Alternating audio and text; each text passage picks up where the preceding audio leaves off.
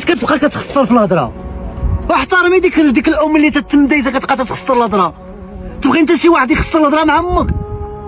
مالك شي شويه خدم فمك شي شويه بكلام الله. راه لسانك غادي تحاسب عليه، راه تنهضر معاك ما كتعرفش تهضر كتخسر الهضره وكتبقاو كضحكوا على ديك تخسيرات الهضره.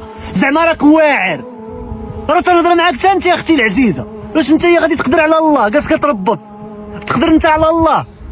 ربي راه قادر يقتل لك الروح ديالك في الوقت اللي بغاه المعلم. تنهضر معاك راه كتبان صغيور بحال شي نمله.